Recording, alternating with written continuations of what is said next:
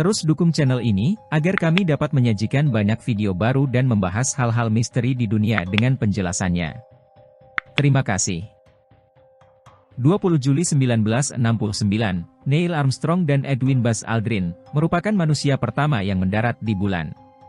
Dan 6,5 jam kemudian, Neil Armstrong menjadi orang pertama yang berjalan di bulan. Saat dia mengambil langkah pertamanya, Neil Armstrong berkata, "Ini satu langkah kecil bagi seorang pria, dan satu lompatan besar bagi umat manusia."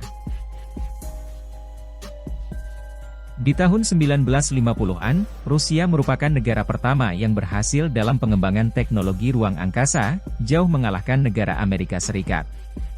Dan di tahun 1959, Luna 2 merupakan objek buatan manusia pertama yang berhasil menyentuh bulan. Keunggulan Rusia dalam pengembangan teknologi ruang angkasa membuat Amerika panas, apalagi di saat itu, antara Rusia dengan Amerika telah terjadi perang dingin, setelah Perang Dunia II berakhir. Untuk mengejar ketertinggalan tersebut, Amerika terus mengembangkan teknologi roket, dalam rangka misi pendaratan manusia pertama di bulan. Ide awal pendaratan bulan ini, berasal dari Presiden Kennedy pada saat sidang gabungan Kongres khusus, di tahun 1961. Kepercayaan diri Presiden Kennedy terhadap tujuannya, yakni, Amerika mampu membawa manusia ke ruang angkasa dan mendarat di bulan, serta membawanya kembali ke bumi dengan selamat. Di tahun 1966, setelah 5 tahun keinginan Presiden Kennedy tersebut, NASA berhasil melakukan pengujian misi pertama, dengan peluncuran misi Apollo tak berawak. Kesuksesan itu terus membawa Amerika, untuk terus berusaha mengembangkan teknologi ruang angkasanya. Dan tepatnya di tanggal 27 Januari 1967, terjadi kecelakaan terbesar dalam uji landasan, peluncuran pesawat berawak ruang angkasa, yang mengakibatkan 3 astronot Amerika tewas dalam kecelakaan tersebut. Meskipun mengalami banyak kemunduran, setelah peristiwa besar kecelakaan tersebut, namun NASA terus melakukan banyak pengujian, dalam rangka misi berawak ke bulan. Dan kesuksesan terus didapat oleh NASA dalam pengujian Apollo 8, yang membawa 3 astronot ke sisi terjauh bulan dan kembali. Dan di tahun 1969, Apollo 9 dan 10 melakukan pengujian modul bulan saat berada di orbit bumi, serta melakukan misi pendaratan sesuai jadwal yang ditentukan. Kesuksesan banyak misi dan persiapan matang yang dilakukan oleh NASA, membuat mereka yakin bahwa, misi berawak ke bulan merupakan sesuatu yang benar-benar dapat terwujud. Dan di tanggal 16 Juli 1969, dalam misi Apollo 11, Neil Armstrong, Buzz Aldrin dan Michael Collins, melakukan misi berawak ke bulan, dengan peluncuran di lepas landas Pusat Ruang Angkasa Kennedy. Kesuksesan besar NASA, berhasil mendaratkan manusia di atas bulan merupakan hadiah terbesar mereka, setelah bekerja keras selama bertahun-tahun. Di saat Neil Armstrong berhasil menginjakkan kakinya di bulan, mereka kemudian mengambil beberapa foto, memasang bendera Amerika Serikat, dan berkomunikasi dengan Presiden Richard Nixon melalui media komunikasi radio. Keberhasilan Amerika Serikat dalam misi berawak ke bulan, membuat dunia mengakui keberhasilan teknologi antariksa dan roket dari negara paman Sam tersebut. Bahkan setelah peluncuran Apollo 11, misi-misi NASA berikutnya juga berhasil mendaratkan beberapa awak. Mulai dari Apollo 12, Apollo 14, Apollo 15, sampai dengan Apollo 17. Setelah beberapa dekade peluncuran program antariksa NASA, muncul banyak perdebatan yang meragukan pendaratan tersebut. Beberapa kalangan yang meragukan pendaratan tersebut, dikarenakan semua bukti pendaratan berasal dari satu sumber, yakni NASA itu sendiri. Banyak teori yang mengungkapkan, perlombaan antariksa tersebut terjadi dikarenakan faktor perang dingin dengan Rusia. Hal lain yang menurut beberapa pengamat, memberikan keraguan adalah, foto-foto yang diterbitkan NASA dalam misi Apollo 11 yang terkenal tersebut, ternyata menimbulkan beberapa kontroversi.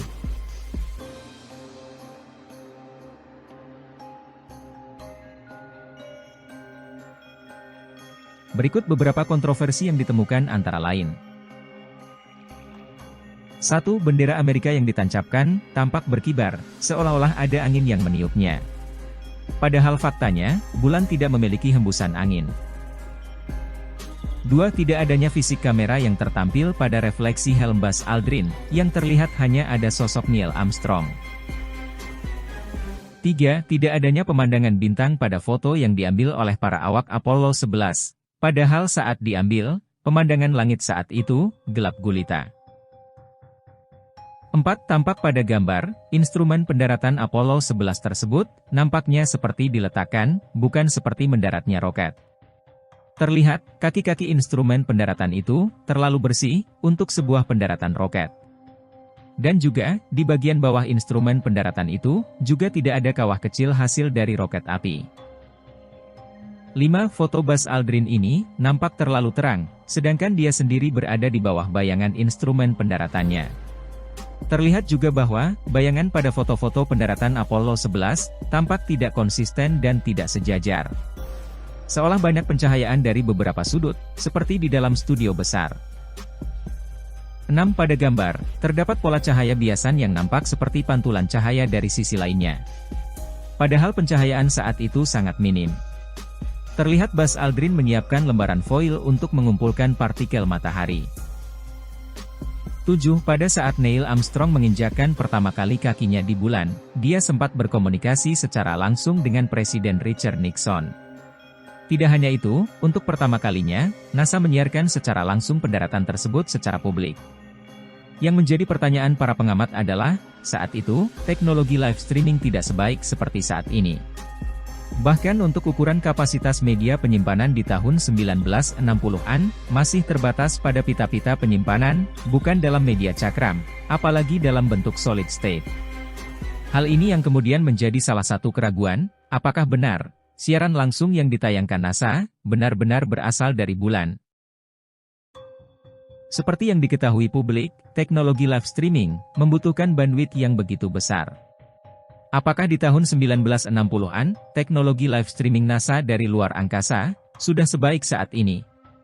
Bukankah membutuhkan beberapa puluh menit, menampilkan gambar secara langsung, jika hanya menggunakan teknologi radio biasa? Banyaknya analisa teknis terkait foto-foto pendaratan di bulan tersebut, yang diterbitkan resmi oleh NASA, membuat timbulnya teori-teori yang meragukan, atas pendaratan manusia di atas bulan. Bahkan tidak sedikit hal ini dibahas di dalam beberapa media internet secara resmi. Jadi, apakah benar, pendaratan di bulan itu merupakan sebuah rekayasa?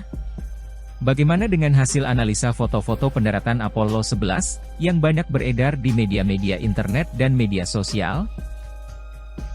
NASA membantah bahwa pendaratan Apollo 11 di bulan merupakan rekayasa.